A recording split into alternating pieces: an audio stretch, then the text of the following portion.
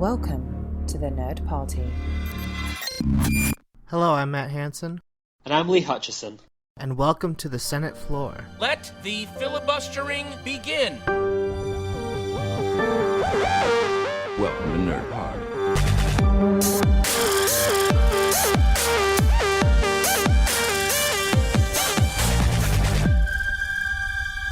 Welcome back to the Filibuster, everybody. Technically, this is our third show if we count our test Deadpool show, which got a lot of good response, and so did our Star Trek show quite a bit. You guys seem to be liking this format and these conversations, so I don't know about you, Lee, but that really made me excited to do more of this. Yeah, exactly. It's always nice to know that, well, we obviously enjoy what we're talking about, but when you hear people getting in touch and to just let us know they feel the same and are really enjoying the tone of the podcast, it's really enjoyable. I'd like to thank Silicon 1987, Annika Timmons from the Sublime podcast, Heather Ray, Mark Stamper, and Kira McDuff, who have got in touch in the past few weeks to give us words of praise, and it's really greatly appreciated. Yes, it cannot be stated enough how much we appreciate that, and hopefully we only grow going forward.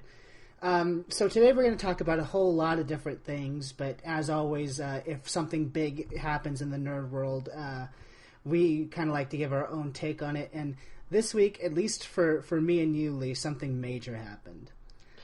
Absolutely. The Civil War podcast. Absolutely. Oh, for goodness sake. Lost my plot there. Absolutely, Matt. The Civil War trailer finally came out, the one we've all been waiting for.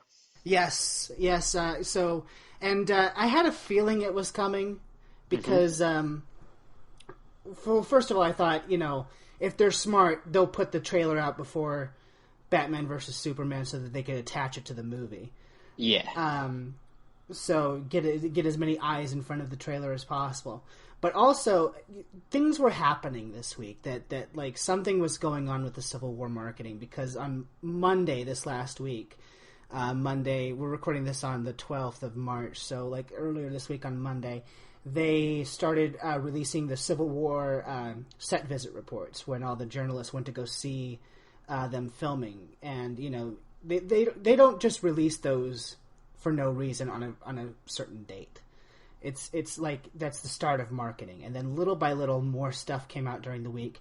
Then on Wednesday, the Facebook pages for the Marvel properties released this teaser featuring Team Captain America and Team Iron Man. Just it almost looked like a football lineup, like you see on televised matches, which is kind of cool. But and then at the end of it, it said World Trailer Premiere tomorrow, meaning Thursday. So I knew it was coming, and I heard through the grapevine that the tickets were probably going to go on sale on Thursday, so I thought they're going to release the trailer so that they could put at the end of the trailer tickets are on sale. But lo and behold, they did release the trailer on Thursday, and I already thought that the first trailer was incredible, but it is so amazing how much they packed into 2 minutes and 24 seconds with the second one.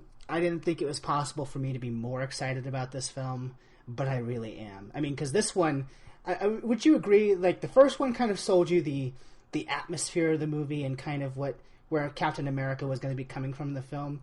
This trailer really kind of sold you on what the overall story is going to be of this film, we think. Yeah, I would agree with that. The first trailer, I really think, we discussed it when we did the Deadpool episode. I really felt that trailer really did live up to being a teaser trailer. So often we're seeing teaser trailers these days that just ruin everything. No naming names of any recent movies. But I felt that this trailer, and I was watching it, and I was really enjoying it. I was really excited for it. And my feeling going through this entire trailer was that it was telling us the story, but it was holding back. It was really restraining itself, and I thought, I didn't feel any of the major set pieces were getting shown, none of the major action beats were getting shown, and then it got to the end of it said Captain America Civil War, coming soon, and then we get the big surprise, which I thought, it's almost like the trailer in itself builds up to that reveal, and it's just like, yep, we're playing it cool, we're playing it cool. And then at the end, oh no, we couldn't resist. Here's Spider-Man. Well, to be fair, because okay, so we kind of had mixed feelings on this, but the thing I'll argue is that we nerds knew that Spider-Man was going to be in the film because we keep up online with all this stuff, right? Oh, definitely. I'm willing to bet the general audience, which is where most of the box office money comes from. Mm-hmm. It's not just us; it's the regular moviegoers. Yeah. None of them had any clue. Judging by the response that this trailer got, none of them had a clue that Spider-Man was in this movie. Yeah, they've definitely kept it quiet on the marketing front that he's going to be in it. No sign of the posters. I mean, they may have known that Marvel have kind of got back the rights in a back two way for Spider-Man, but it's almost been so underplayed that it's actually going to be happening in Civil War. My feeling was, I thought it was a great moment, but it was a great moment that I would have maybe loved a little bit more if it was just kept in the film. But that's just for me. I was going anyway, but as you say, it was a moment that was needed to probably get more bums on the seats that didn't know. Spider-Man is so popular with a lot of younger kids, so that's them going to be nagging mum and dad to take them opening weekend. It was just a moment I loved, but I would have loved that moment even more at 1 a.m. when it happens on the IMAX screen when I see it on opening night. I mean, I'm sure that there's going to be more moments than that for Spider-Man. I like how, it didn't give away, because if we're going to compare teaser trailers giving away, obviously the one that comes to recent mind is that second Batman versus Superman one. And it's not like the teaser ended with the team getting back together to fight Daniel Bruhl. You know what I mean? It's just showing that there's another person here. Exactly. All it is a guy going, hey, I'm here. And that's pretty much what he's doing in the film, and that's what they're saying as marketing. Hey, I'm here. Plus, I love how they set it up, because don't you think it's kind of a wink and a nod to all the... You remember when the first trailer came out, everybody who knew that Spider-Man was in this film was like, where's Spider-Man? Where's Spider-Man? And everybody was getting really impatient. And then at the end of the trailer... Tony Stark has this line, all right, I've lost my patience. And then he calls to Spider-Man to come make his appearance. And Spider-Man just looks directly at camera and says, hey, everyone, both to the Avengers and to us, the audience. Yeah. The buzz for people wanting to see Spider-Man in these trailers reminded me almost of Force Awakens. Where's Luke? Where's Luke? Come on, where's Luke? Why isn't there a trailer of Luke yet?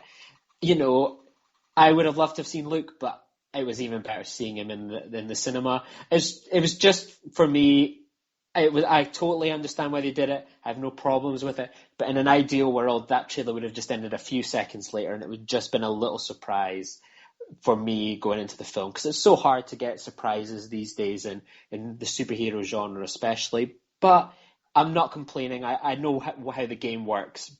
But hey. I mean, it's a little different because, I don't know the finished product of Civil War yet, but if you had put Luke Skywalker in the marketing for Force Awakens, it would be really misleading just for the fact that he's in it for a few seconds. Exactly. And he doesn't really do... Because, you would have showed a shot of just him, but it wouldn't have been anything. I think Spider-Man's going to be in Civil War for more than a few seconds. So.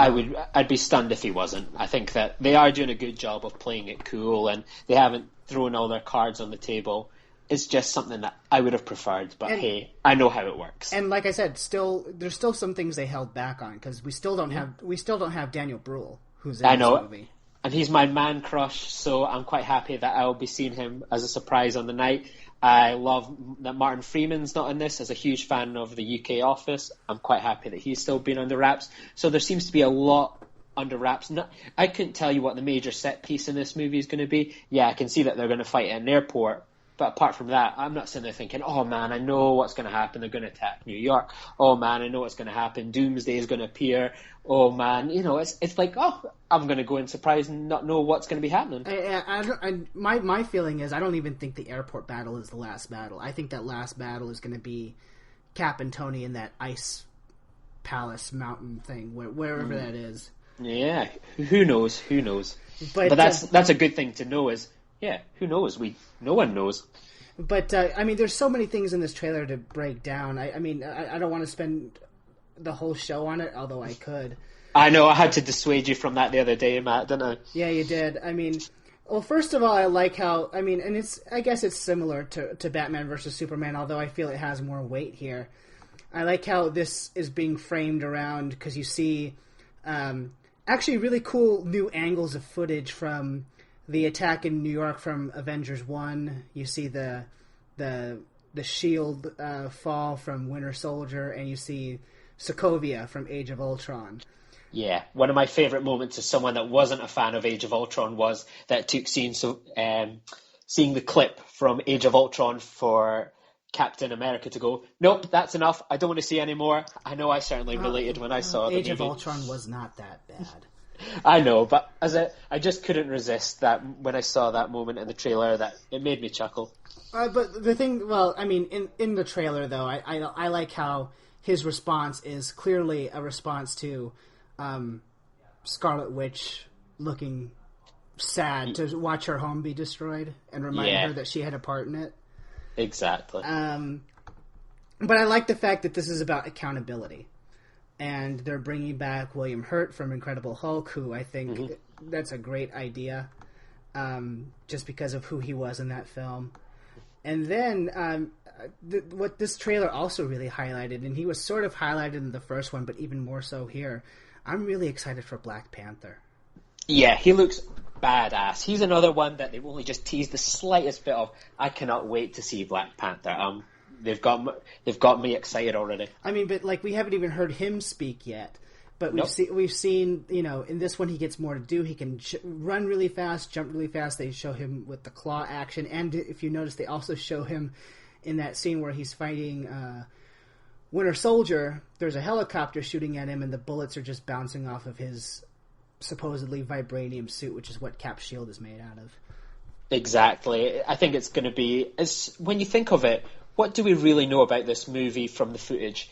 Not much. We know that the general theme of conflict between these two, but if you had to really make a list of characters and moments and beats, I think we don't really know that much, and that's quite exciting. I know you've read into it a lot more and delved into it, but hey, I think that they're playing it really cool, and that's a nice change to have. They are, and you know what? I'm going to give them this for this trailer because there's something that they did tell us in this trailer, but I think it's important in selling this movie as compared to something like Batman vs. Superman, where in Batman vs. Superman, I would say up to this point with the trailers, we know why Batman wants to take out Superman, but I don't know anything about Superman's position beyond self-preservation, I guess.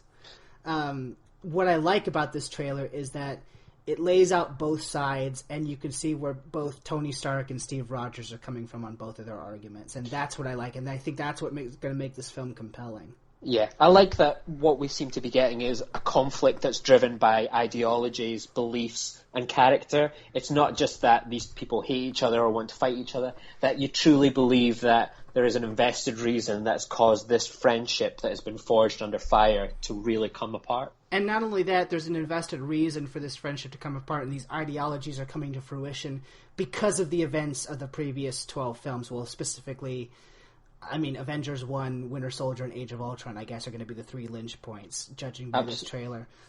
But you know what I mean? It's motivated by something that we've seen and built up for years. Like, that's my problem with Batman v Superman, is that it's just happening now versus, you know, I like seeing this team undone after years of having them be together.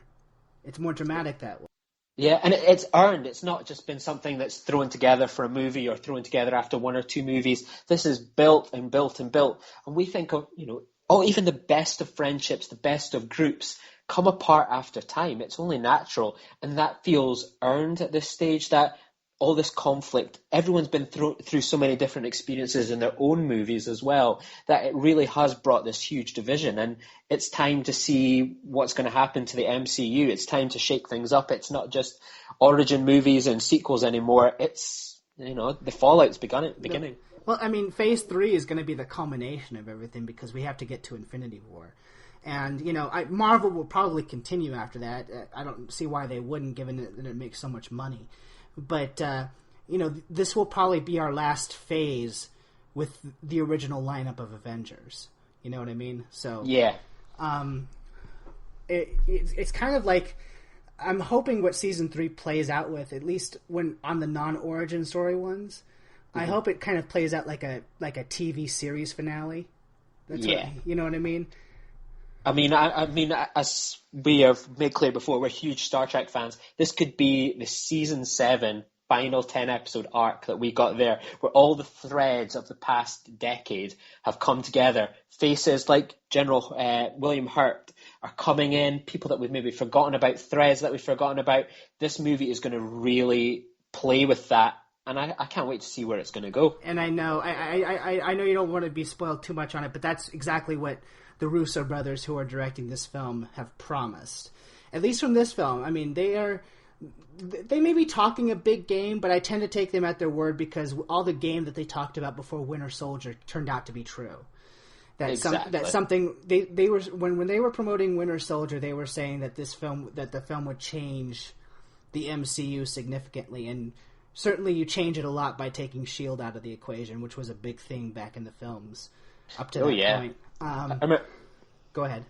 I remembered sitting there when I got to see Winter Soldier a few days before it even got released here in the UK, and no one, and I mean no one, saw S.H.I.E.L.D. collapsing coming, and it was just a brilliant moment. And I really feel that the Russo brothers are going to deliver a lot of moments like that we're not going to see coming, but make great logical sense and really push the narrative for Phase 3 forward. They've promised that this movie is going to change the way you think about the Avengers. Yeah, and I trust them. They've earned that so much. Exactly, right? And the thing that I love, and the thing that they've said, and what the writers of the film have said, is that their goal in making this film was to have people arguing when they came out of the cinema, not to the extent of whether or not the movie was good or bad, but their goal was to have like a 49-51% split on, was Tony Stark right or was Steve Rogers right? So here's the question for you, Matt. Are you Team Captain America or Team Iron Man?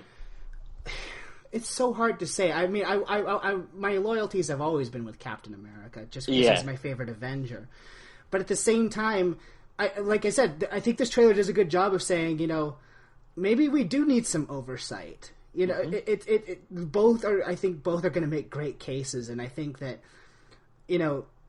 the loyalties will be split, and I think that it'll be really hard to watch these two people fight with each other, and possibly kill each other. We'll see what happens. Yeah, you're right. Who watches the Watchers? Just because they're superheroes, there still needs to be accountability. So I can really understand where where Iron Man's coming from, but my loyalty lies with Steve Rogers. So, I mean, we've proved it here. We're split 51-49 down the middle in ourselves. So I'm excited to see what way I come out afterwards. And we haven't even seen the movie yet. We haven't seen the movie yet, so let's just cryogenically freeze ourselves in the Arctic until it comes out. Let's just hopefully Nick Fury wakes us up and it's time to go to the cinema. Well, he ain't in this film, so I don't know who's waking us up. Oh, who knows, Matt? Who knows?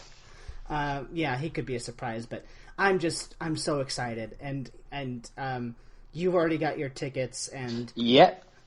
And I'm going to try to get mine soon. Yeah, I was telling Matt off air that I've got a ticket to see it at the IMAX down the road at midnight on opening night at the end of April. We get it here in the UK.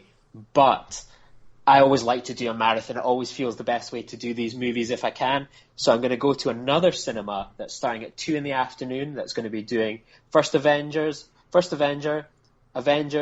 Winter Soldier, Age of Ultron, and then it's doing Civil War, but it's in 3D. So I'm hoping that Age of Ultron ends a bit early, then I can rush across town to my local cinema and see it in IMAX at midnight, for which I've already got a ticket. So I might be a bit exhausted come 2 in the morning, depending how much running I've got to do. So I might need a bit of super serum that day. Yeah.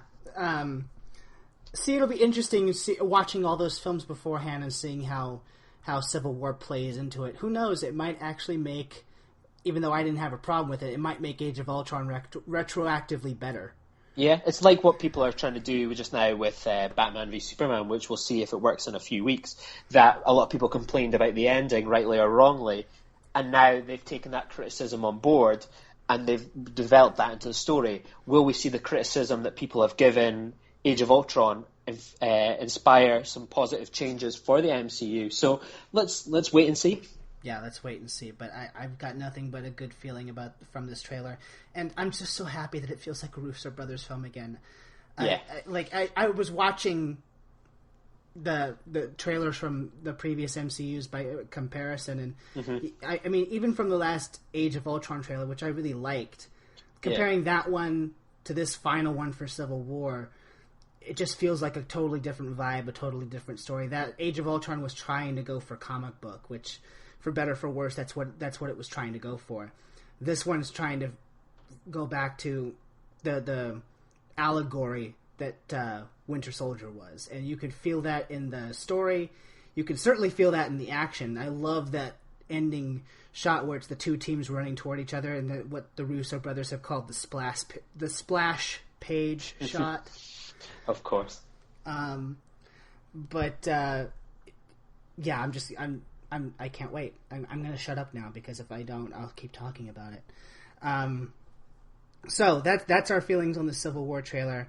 If you haven't seen it, you probably you probably weren't on the internet. It was unavoidable, and I'm glad. You know what? I'm glad I saw it, because not 3 minutes later, my Twitter feed was full of Spider-Man pictures. Exactly. I'm glad that I saw the trailer before I saw the picture. I mean, I honestly didn't think they were going to show Spider-Man, but hey, there he was. I knew if they showed him, though, that would be the headline image. Yeah. Exactly. The amount of extra dollars that's probably added on to the opening weekend is probably huge. And plus, you and I follow, like, Variety and Hollywood Reporter and all that sort of stuff. And, of course, you know, if you follow their Twitter page, their advertisement were Civil War trailers out, big picture of Spider-Man. So. Exactly. But hey, we were lucky enough that we got to see it without being spoiled, so that's a plus. Okay. Speaking of cinema experiences and cinema going, so this is a show that Tristan and I could not do on the Senate floor, because if you listen to the Senate floor, he doesn't enjoy going to the movies. I have to force him to go to whenever we do a weekend of release movie review. Lee, on the other hand, is much like me in the fact that not only does he love going to the cinema, but you live right down the road from one. I live right down the road from one. I've got a membership for 2 different cinemas that are only half a mile away. So to say that I'm a fan of going to the cinema is a huge understatement. Right. So we thought, we'll see how much mileage we can get out of it, but we thought that it would be fun to kind of talk about what makes us excited to go to the movies and some of the better cinema-going movie experiences that we've had, because I've certainly had a few, and unsurprisingly, a couple of them relate to the MCU, so we're tying it all together. Absolutely. But so, Lee, why don't you talk a little bit about... Because I think people these days have become a little disillusioned with going to the movies. It's just... they don't want to deal with crowds, they're expensive, they're... what have you. There's a variety of reasons why people don't like going. So, you know, what do you think makes the case for still going to the movies? Because I know you and I still enjoy doing that. So, yeah. Well, I've been 30 times already by mid-March this year. I love it because for me, for me it works because it's almost the same as switching on Netflix or a TV program. Because I've got my cinema pass, which I pay £16 a month, probably about $24, I can see as much films as I want whenever I want for free. I have to pay a bit extra for IMAX, or if I go see a 3D movie, I've got to pay for the glasses. That's all. So for me, I can go down the street and I can see movies. The pressure to spend money isn't there. Mm-hmm. I can take a chance on a movie, and if it's bad, hey, I've wasted maybe a couple hours at most. I've not lost any money because I've only really got to see 2 movies, and that's my money made back from my ticket. I think for me, I love going to cinema as often as I do because I get to see movies that surprise me. Yeah, they've already got my money for movies like Civil War, Batman v Superman, all these sorts of big movies like Star Wars without having to do anything. So that money would have been spent anyway. But I got to see a movie last night, Anomalisa, the new Charlie Kaufman movie. Right. And it blew me away. And was that a movie that I would have thought, oh, I'm going to go spend £10 on seeing tonight? Maybe not. Maybe I would have been a bit hesitant, thought, I'll wait for Netflix. But I got to go to the cinema and see it, and I thought it was one of the best films I've seen this year so far. It's up there with Spotlight for me. And it's been able to see those movies and take those chances. I don't have necessarily problems here in the cinema with crowds. Yeah, you get the odd guy who likes to muck about or play on his phone, but I stamp down on that straight away. I'm a cinema Nazi, no shame about it. But for the most part here, crowds in Britain are quite respectful. So I enjoy going to the cinema. It's still such a thrill to me. I always think back to when I grew up. I lived in the countryside in Scotland, 35 miles from the nearest cinema. If I wanted to go to the cinema, it was a huge effort. It was so difficult to do so. And I maybe saw a couple movies a year. And then it was always a special experience to get to go to the cinema, to see Star Trek First Contact for the first time, to see Jurassic Park.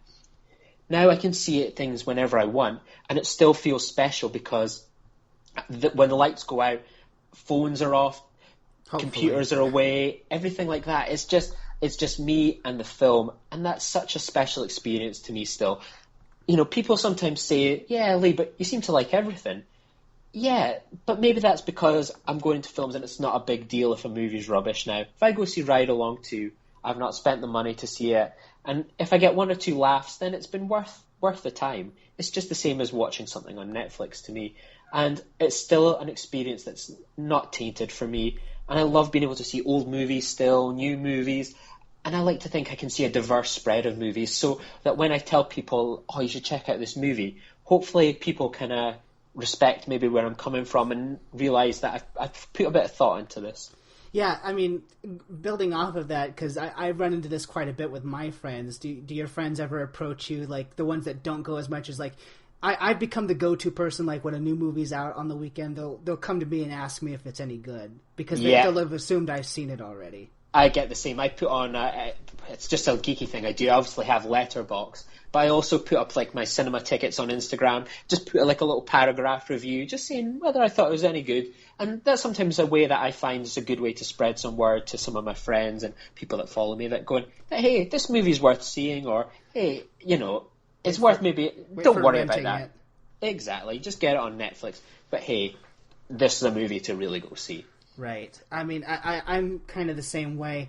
I differ slightly in the fact that, whereas you said it was a big effort for you to go see a film in the cinema when you were a child, I mean, it was ingrained in my blood from the time I was a kid, because even when I was like a little kid, maybe 2 or 3 years old, my parents loved going to the movies, and they loved taking me, mostly because I would tend to fall asleep and they could probably, have a couple of hours to themselves.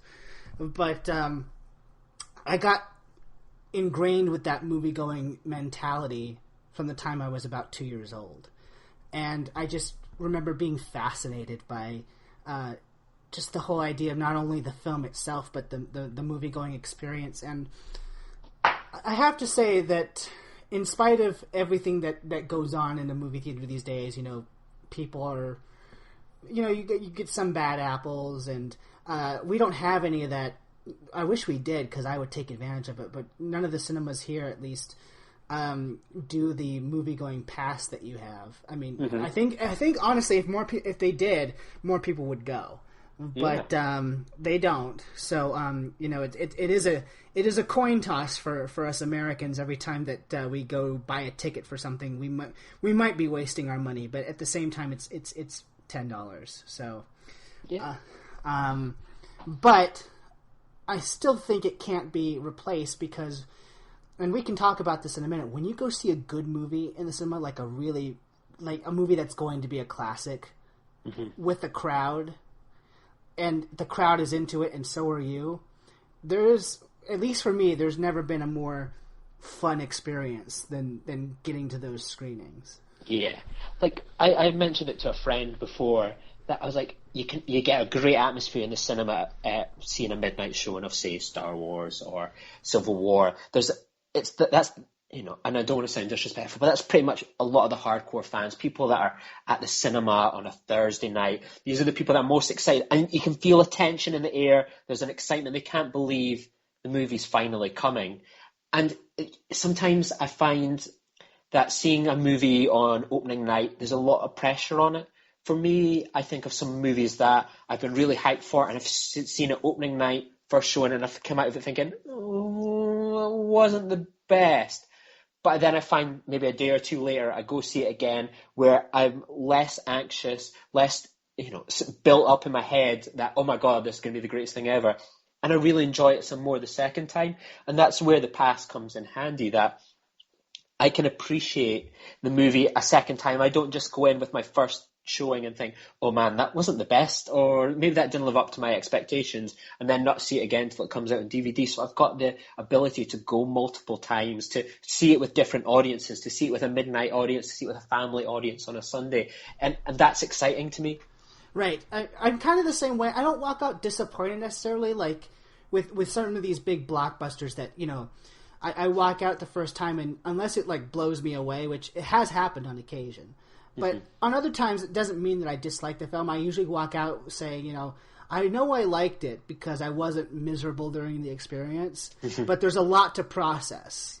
So, yeah, because you take in so much, especially as geeks. We're not like probably some of our friends or family that go into a movie and it's just a movie that a new Captain America or a new Star Wars is just, it's just normal to them. It's not a big deal. For us, we're bringing in so much baggage, years of anticipation. We've read things and we're expecting to see little scenes here. How does it all come in? And that can be a bit overwhelming at first. You're watching a movie and you're trying to take it all in and deal with maybe expectations you've got in the head.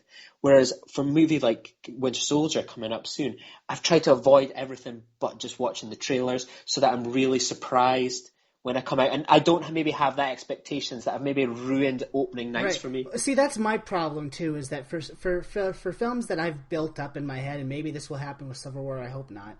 But I find myself on the first viewing, the first time I ever see the film, like I find myself watching the film to analyze it, to put it into my head, and to memorize every detail more than focusing on the enjoyment of it. So it's like I'm studying for a test the first time I watch the film. You know what I mean? And people, I don't think, get that sometimes, that they think that you should just go in and you get everything the first time. Sometimes it's like listening to it. I equate it to sometimes listening to one of your favourite songs. How many times is what you would maybe put as your top 3 or 4 songs right now, was that your favourite song when you first heard it? Often the time it's like, oh, that was a good song. But then when you just start to sit down and you digest it, think about it, listen to it, kind of let it breathe a bit, that's when you go, man, that's a brilliant song. I mean, a lot of people go to the films to turn their brains off. That's a famous, that's kind of like a cliche at this point. I mean, when I go see something like Winter Soldier or Age of Ultron or what have you, Force Awakens, I walk out of there tired because the whole time during that first experience, my brain is not only turned on, it's set to like 11 because I'm trying to... I bet you're turned on when you see Steve Rogers' big abs. Well, I mean, aside from that, what I'm talking about in terms of all the story details, like I'm just so exhausted because I've paid like hyper attention for 2 hours. Yeah, I mean, for movies like me, that I go into movies, I work in mental health, and I find it really a draining job, to be honest. And for me, one of my great escapes is just being able to go into the cinema, switch off my work email, switch off my phone, and just be one in a dark cinema and not have to think about things, worry about things. And that is a great feeling to have, is just being able to escape to another planet, another, relationship. Like last night when I watched Anomalisa, I was watching a movie about puppets falling in love and I could feel myself becoming quite emotional. And that's what I go to the cinema for. I didn't expect that when I was going in, but I was able to switch off my mind and I enjoyed the movie. And that's something so difficult to do in this world where everything's competing for attention. The cinema is still one of the only places that you can truly escape, and you can sometimes feel at peace and alone with just yourself and your thoughts. Right. I mean, and isn't it great when movies that you expect that you maybe like, but you walk away like, I didn't know I would love it that much. Like, because I had the same experience, like what you had for Anomalisa, I had when I went to go see Inside Out this last summer. Like, oh yeah. I was expecting to like it. I wasn't expecting to be as moved by it as I was. You know what I mean? Yeah, I mean, I wasn't a fan of Inside Out, to be honest. There was elements I liked of it. I know it's hearsay. but it just wasn't a movie that clicked with me. But I think of so many movies I've watched in the past few years, and yeah, I may spend most of my time thinking or tweeting or being excited for, say, something like Captain America, Winter Soldier, or Civil War, sorry. Well, actually, really, the big surprise for us last summer, and I don't think either of us were expecting to like it as much as we did, was Rogue Nation. That was my favorite movie of the summer, and I did not walk into the summer expecting that to be my favorite film. I had high hopes going into it because I'm a huge fan of the series, but I think of like smaller movies, something like Francis Ha, for example, right, or a documentary like Amy.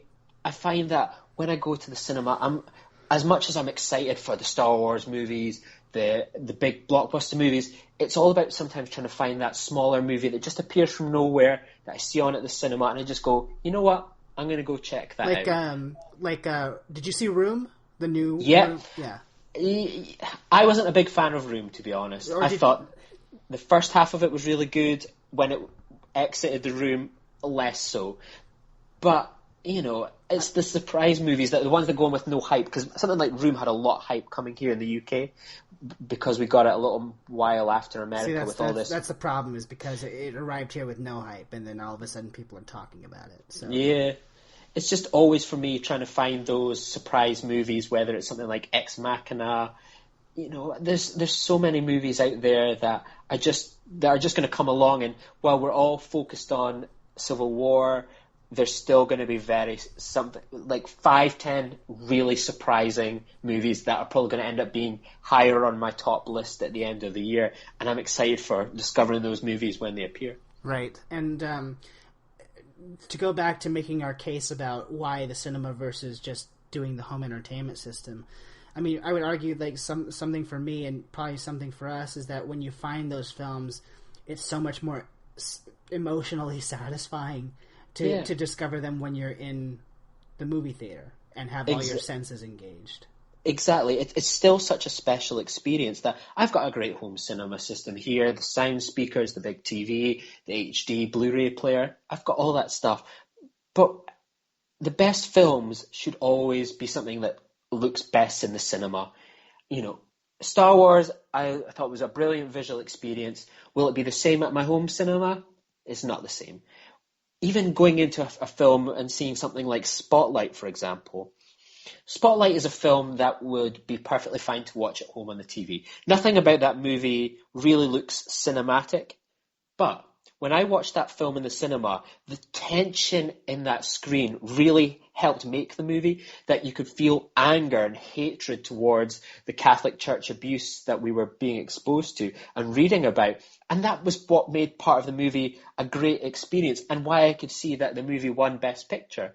Would I get that same experience in my home? No, because the crowd can sometimes make that movie, give it that extra edge. Right, and I had the same experience when I saw Spotlight here. It was right before the Oscars happened, so people were going to see it to check it out. Yeah.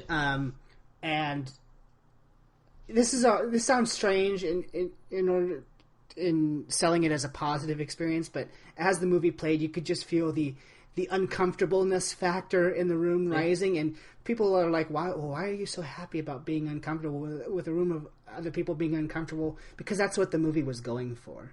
Yeah, and it's such a good thing when a film can do that. You can get that at home, but it's not the same as a shared collective experience in the cinema where you can feel everyone kind of feeling a bit uncomfortable in their chairs, feeling that shared feeling. It's so tangible. It's the same with a comedy, for example. From child abuse to comedies. I can enjoy a comedy at home and have a good laugh, but see if it's a pardon me. When I watch a comedy with a crowd, I feel like you laugh even harder when everyone's laughing along. And sometimes a mediocre comedy can become something that's really funny in a cinema environment. Films, they look great at home, and sound systems and speaker systems and TV systems make it feel even more like a cinema than ever before. But the cinema experience is still what it was designed for. It was designed for a crowd, and I would always advocate, if you can see a film at the cinema, go see it, whether it's a comedy, a documentary, a movie. You never know what kind of experience you're going to get, and I don't just mean crowd-wise. I just mean how you're going to feel, and it's always more amplified on a big screen. So speaking of that, Lee, what are some of the? I mean, because you've mentioned some of them in the course of talking. What are some of the most memorable experiences you've had going to see a film in the theater? Because there's quite a few that stick out for me. Yeah, I mean, the one I always think of, and one of my friends made fun of me for saying it, but it was almost one of the greatest nights of my life. I'm a huge, huge Batman fan, and I will never be more hyped for a movie ever than I was for The Dark Knight Rises. The Dark Knight Rises, I saw in a brilliant triple bill. We weren't able to get it here in the UK till 5 a.m. because it had to time up with the East Coast in America. So at 11 o'clock at night, a whole group of us took up an entire row at the cinema, maybe about 20 people. And I could see when those tickets went on sale, there was a few of us that we were definitely going to go. So I texted my flatmate Annika. I was like, Annika, the tickets have gone on sale. And I sent her off to the cinema to get the tickets. I was just like, I needed them there and then. I just needed to know I had my tickets. So we all got tickets in the end, all about 20 of us. So it started at 11 o'clock at night. Batman Begins. Oh my God, I was so excited for this movie. Even an hour before, and I'll confess this to our listeners, I'm bearing my soul to you. I was so excited for this movie. I'd taken the day off before it came out, so I could sleep during the day. Did you start crying? Something a bit worse. So I took the day off work before the movie and the day of its release so that I could go see it. So I went home, I slept, and I was like, here we go, the movie's tonight, and I couldn't sleep. So I went and had a shower before I went to the cinema, made sure I was all fresh, all clean, ready to go. And then I noticed my girlfriend's black tights lying there, and I was like, huh. So I put them on. I put on a black hoodie. I put on a black towel, and I ran around the house pretending I was Batman. I was so excited. I was just getting in touch with my inner child. I was so excited. I didn't care that I looked like a total Wally. And her face was a picture. I think she was potentially thinking it was maybe best to move out at that point. So we all went along to the cinema. We were there nice and early so that we could get in and get our best seats. So Batman Begins began at 11 o'clock at night. And I just looked around and I thought, man, I can't believe all my friends are here. I'm so used to seeing a film myself or with just a couple of people, but to see an entire row of people that I loved, that were some of my best friends, I was so happy, Matt. And that's an experience that will always stick with me. So we got The Dark Knight at 2 a.m, and then we got a break before The Dark Knight Rises where they gave us a free breakfast buffet. That's awesome. By the way, I just have a quick question because it ties into your story. So, of course. During these marathons, because I'm debating doing one for Civil War. Yeah. During these marathons, are you ever like, you're enjoying the previous movies, obviously, but it's like, is the crowd all antsy to get to the new stuff? I think for me, it's like foreplay. You're building it up, and it helps if you like these movies. It always makes the experience more pleasurable, and it always helps when you're building towards something that the new movie is the last one. So even if you're not enjoying it, you're like, oh my God, I'm one film down, 2 to go, sort of thing. So we got a free breakfast buffet, and I want to give a shout out to the Cameo Cinema. It was a brilliant experience. We went into the cinema bar, and it had croissants, muffins, cereals, fruits, juices, and everyone had been eating food all through the night, but we got this breakfast, and then we went into The Dark Knight Rises, and time just went still when the Warner Brothers logo came up, Cinecopy, Legendary. It felt everything was so slow. I remembered holding Annika's hand, and I was just like, I couldn't believe it was finally here. I was just overwhelmed with excitement. You probably almost broke her hand, probably. I probably did. And then I think either side of me was one of my best friends, Alan, and I think I was holding his hand as well, and he was excited as I was. And we watched the movie, and I was a bit stressed watching it, and I was like, oh, this is good, it's good. And I really enjoyed it. I didn't think it was amazing at first, but I thought it was really good. So we came out of the film, 9 a.m. My friend Stevie had texted me, and he's like, Lee, tell me, was it good? Why the fuck have you not replied to my message? Please reply. And I was like, I'm out. Yeah, it's really good. Don't worry. It's a really good film. He was just as antsy as I was. So we went home, Annika and my friend Kenny went to sleep. And then I was like, well, I had a ticket to go see it again at midday in about 3 hours' time. So I kind of just laid around the house for a few minutes, just composing my thoughts. Then me and my friend Kenny went to see an IMAX only 3 hours after we'd just come out of The Dark Knight Rises. I think I fell asleep for the first 15 minutes after the Bane hijacking. And I came out of that at like 3 p.m, and I was so tired. I barely slept. I was buzzing. And I can always remember I was so tired that I didn't want to cook. So I ended up just getting a bike and going to McDonald's and buying a box of 20 chicken nuggets. I was going to say, that's an evening where, like, you buy a pizza or something, right? Exactly. And I remember just, like, half asleep, just eating it and just buzzing about the movie. And I think I lived right near the cinema again at that time. And over, like, the course of a few months, I saw that movie, like, 8-10 times. And I've seen it as a triple bill 3 times since. And I've always take the chance to go see those movies. That was one of my favorite nights because it was something that I was so excited for. And the fact that I got to share it with people, it was a communal experience to see a whole packed cinema excited for this movie. And that's something that will always sit with me, that even if I don't see some of these people again, I'll always remember that special night. Yeah, and it was brilliant. I mean, because, just listening to that's why you go to the movies. I just remember, like, and I wish I had that. I kind of did during a couple of movies that I'll talk about, but, like, especially with, like, the more recent Marvel stuff that I hype myself so much up for, I usually end up going the first time by myself, and while I still enjoy myself, it's like, I wish I was going with other people because inevitably I walk out of these movies full of adrenaline with nobody to talk about it with. You know what I mean? Like, yeah. Well, I can tell you another story about going to a Marvel experience myself. I've mentioned before that we sometimes get to see a Marvel film here a day or two early through a thing called Show Film First, that they put you in a ballot. Aside from the fact that you get to see them a week early anyway upon general exactly. release. So I managed to luck out, and I got to see Age of Ultron like a day and a half before it came out here. Mm-hmm. So I was really good. I went along to cinema, but I already had a ticket for the Marvel Marathon. So I went to see Age of Ultron at 7:30 on the Tuesday. I came out of that about 10:30 at night, and I wasn't blown away by the movie at the time. I remembered how I compared it to was it felt like season 5 of Buffy. So I was kind of a bit, but I was actually off to then go see a Marvel Marathon like 2 hours after I came out, an hour and a half after I came out of the movie. So I went across town, and I'd seen Age of Ultron with my friends who really enjoyed it, and I was being called a stick in the mud for not being too keen on it. So I was the only one of my friends that went to go see this marathon. Mm-hmm. So I went to see the marathon with the aim that Age of Ultron was the last movie, and everyone was in the cinema buzzing. And the people around me like, can you wait for this movie? And I was like, actually, I've just seen it like 90 minutes ago.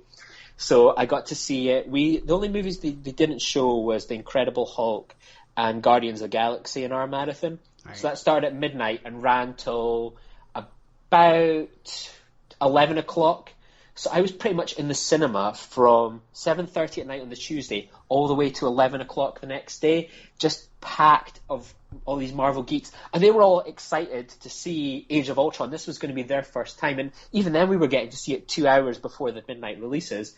And when it finally made it to Age of Ultron, I was kind of awake for the first hour, and then I fell asleep for half an hour during what was the crowning jewel of this marathon because I'd already seen it. And then I kind of woke up and I was like, oh, bugger.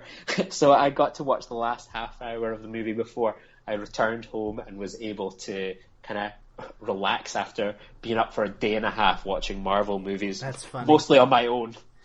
That's funny. I mean, 'cause what I've heard about the marathons that they do in our local cinema chain is they're doing one for Civil War where it's going to be First Avenger, Avengers 1, Winter Soldier, Age of Ultron, and then ending with Civil War. Yeah. And if I remember correctly, looking at the cinema website, it's starting at 8:40 in the morning the day before Civil War is supposed to come out. It's supposed to come out on the 6th, so this is happening on the 5th of May. And from what I understand, and it's kind of like you mentioned that they do the breakfast buffet for when you did Dark Knight Rises. Yeah. My understanding is you pay like $35 to get into this marathon of 6 films or 5 films or what have you, but all your concessions are free. So we don't get that here. For me, as I mentioned earlier, I booked a ticket to see the Marvel Marathon for Civil War, which was First Avengers Assemble, Winter Soldier, Age of Ultron, and then into Civil War. So I'm 17 quid for a student ticket, but we've got to pay for all our food. And having witnessed the Marvel Marathon, that was where they made so much of their money. They made a total killing on hot dogs at 2 a.m, hot dogs at 6 a.m, big burritos at 8 a.m. That's where they make a lot of their money. It would probably be a loss earner if they had all these big, hungry geeks just rampaging down for all their soda top-ups. I don't know what the trade-off is then, but like for whatever reason, like the $35 they figure spread around enough people, and they give you like a pass and like a badge or whatever, so that you just show it to the concession people and they don't charge you. But I think that's a nice trade-off. I mean, if you're going to spend all day in the cinema where they give you breaks in between films. Yeah. But you don't really. The point is to stay there, so they got to feed you. So I like that trade-off. When I went to see the Age of Ultron marathon, I brought a toothbrush along with me. I brought some bran flakes so I could have some cereal in the morning. I really had made sure that I was fully prepared for it. Like you see people that'll come up in like skinny jeans, and I'm a skinny jean fan myself, but it's like loose fitting trousers, joggers, something like that, because you're going to be uncomfortable after a good few hours. I remember seeing a girl dressed head to toe in leather being Black Widow, and I was sitting there thinking, she's going to be so sweaty by the end of it.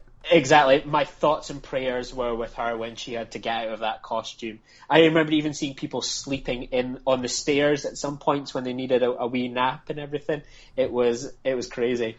Well, speaking of MCU stuff and my cinema going experiences, I think one of my most memorable ones is going to see Avengers 1 at midnight here, or Avengers Assemble as it's known in the UK because of the terrible Uma Thurman movie. But I just remember going to see that with my best friend from college, from university, because we're both Marvel fans, and we were, I wasn't the MCU nut that I am now until I saw this film and this experience. But I had rewatched the films, and up to that point, I was like, you know what? I really do like these films. That was the level of excitement where I was at that point, which is unbelievable now if you know me. But I was like, you know what? I really enjoy these films. I'm really looking forward to checking out this Avengers thing and seeing if it works. So I remember getting to the cinema, and we got there maybe 2 hours before it started, and people were already in the theater taking up space. And what was so cool is that was really the first movie-going experience I went to where I remember seeing lots of cosplay. I remember seeing some here and there at other screenings, but this was the first one where everybody is into it. And there were people, I swear to God, there was this group, when we walked into the cinema, there was this group of 5 people in the lobby, or 6 people or whatever, dressed as each one of the Avengers in the costumes. So everybody was taking pictures with them, and it's like a convention, almost. And so we get in there, and people are already filing in. They even had to bring in the manager saying, we can't have anybody saving seats because we're a sold-out theater. You know what I mean? So people are getting pissed off, but it's all good. There's no violence or anything. People are just grumbling. No. But, we all file in. Thank God we got there 2 hours before because we got good seats. And so, we get in there and the movie starts, and I swear to God, if you've seen the first Avengers, you know that it was such a crowd-pleasing experience that, sometimes we were all so into it that, our reactions to what's happening in the film are at points drowning out some of the dialogue. Like, that wouldn't go down well in the UK. Well, I mean, not that we're talking, we're laughing. I mean, because that film is funny.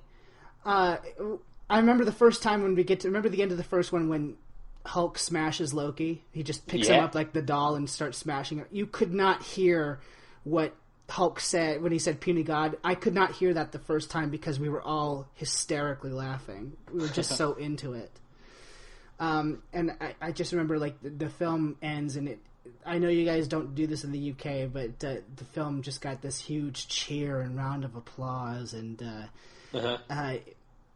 you walked out. I walked out of there, and it was like, this is probably as close to a religious experience that I'll probably have. You know, it was just, it was that amount of fun, and that's why I am the way that I am now about Marvel films. Yeah, exactly. Like, for me, if you said you weren't big into it at the time, I was at a comic book convention, and Tom Hiddleston and Chris Hemsworth were there to promote Thor. The first one? Yep. I saw them, and I thought, oh, that's pretty cool. Yeah, I'll probably go see that. And, like, I looked at them as if it was no big deal. People weren't really bothering them. They watched the talk. Yeah, that's pretty good. See, if that was now, it would just be an invasion of people. Tumblr would descend on this comic book convention in London to see Tom Hiddleston. Well, that's why, like, I remember, like, Tumblr descends on this convention anyway, but the Comic-Con that happened the summer that Avengers 1 came out, and Tom Hiddleston was there, and he came out on stage as Loki, and you could barely hear him talk over the crowd.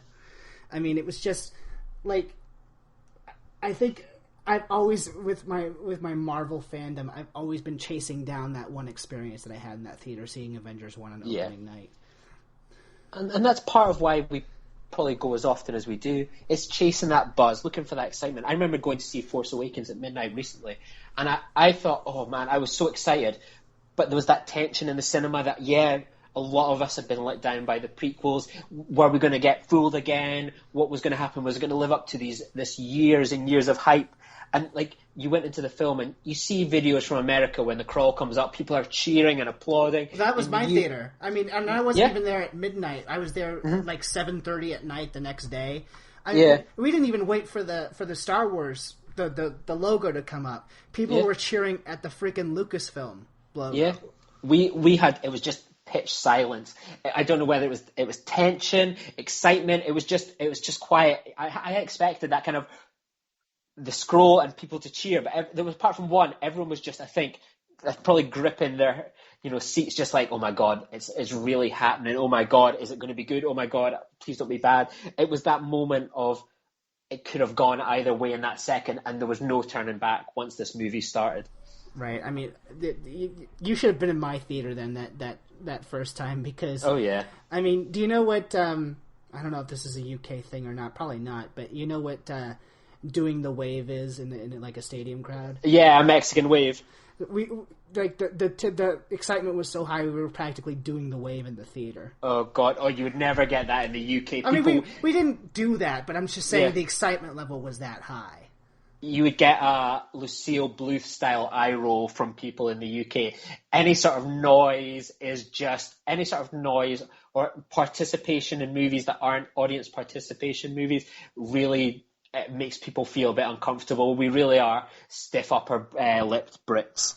No, I mean, I guess it would drive you crazy then, but no, that's not these theaters on opening night. No, I can imagine. The other experience that sticks out in my head, and it wasn't a sold out crowd like Avengers, but it was still just as fun, and it happened before, was when I went to go see.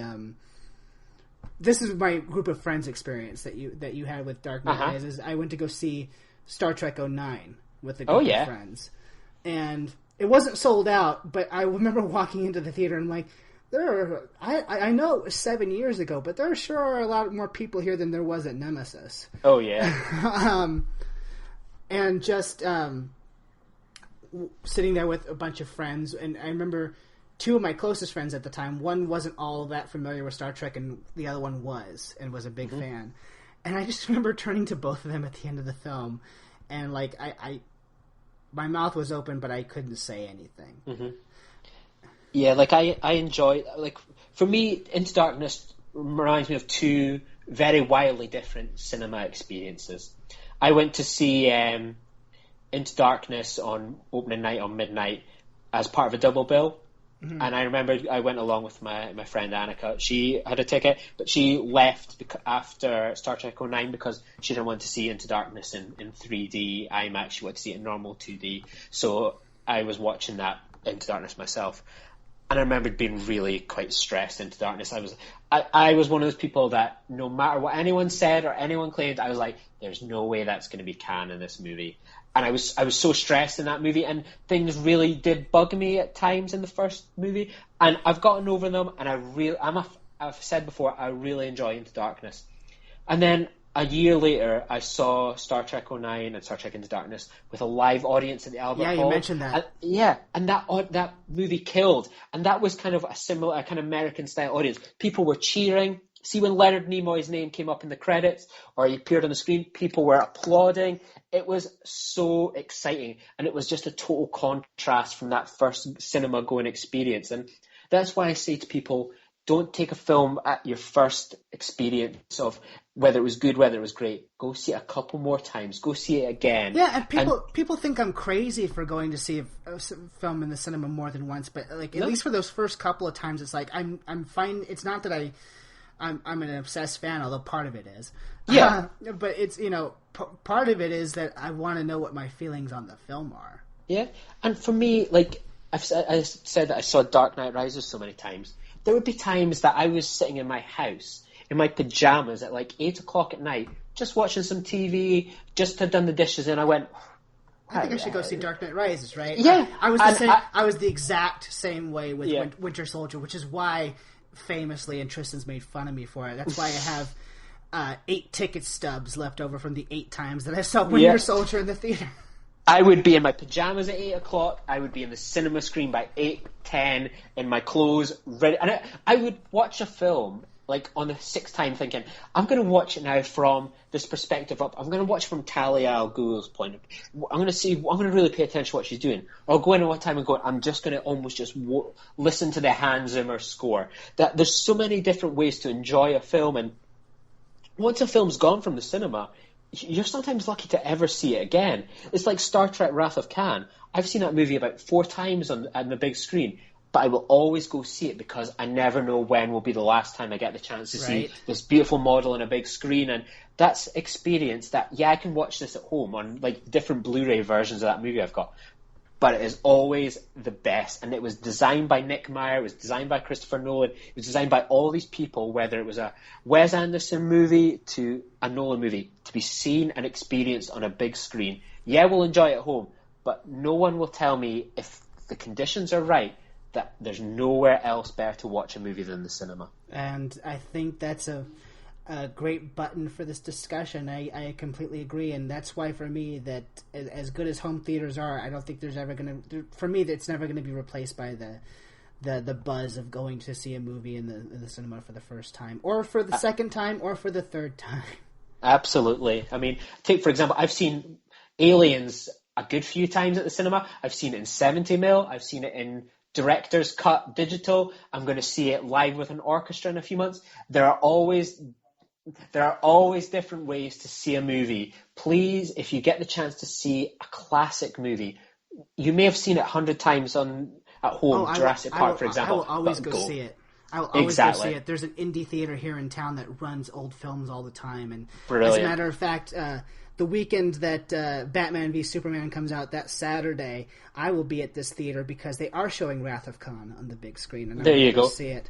I mean, I've seen all kinds of movies. I saw 2001: A Space Odyssey in 70mm there. Yeah. All kinds of stuff. So yeah, I just love everything about it. So Lee, thank you so much. We got a lot of mileage out of this discussion, way more than I thought we would. Absolutely, yeah. It's been a great thing, and thank you very much for listening once again. If you can leave us a 5-star review on iTunes, please just search for the Senate Floor. And if you can leave us a 5-star review, we'll give you a shout out. And it really helps this network to continue to grow. We've got some really good podcasts on the go at the moment. We've got Senate Floor, as you mentioned, with me and Tristan. We've also got Nerd Nuptial with Tristan and his wife, which is buzzing along great. I mean, they're staying on top of current topics. I think they just did a House of Cards season 4 review, and that's Oh, a popular episode. I really enjoyed the episode. I went to the gym just across the road and did a 5K run, and I made sure it was a nice slow run just so I could listen to that, because they were one of the first people to have a podcast out about House of Cards, and I had to listen to it. It was so good to hear fellow fans talking about a program that I loved. And we've also got Aggressive Negotiations, which is a Star Wars podcast. That's chugging along real well. We've just merged Facebook pages with them. We've got good stuff coming up here, and hopefully this filibuster will continue to chug along nicely. So yeah, I know we've spoken off air a few times about some ideas we've got for some future episodes, and I know you're going to enjoy what we've got to come. Yes, for sure. So Lee, where can people find you personally? Yeah, they can find me roaming the cinemas of Scotland, running between different cinemas to see Captain America. Or you can follow me on Twitter, which is probably easier, at Lee_Nostromo, and that's also my Instagram username. And you can find me at mhanson0207. Thank you so much for joining us for this filibuster on our cinema-going experiences, and we'll see you at the movies. Join the revolution. Join the Nerd Party. Welcome to Nerd Party.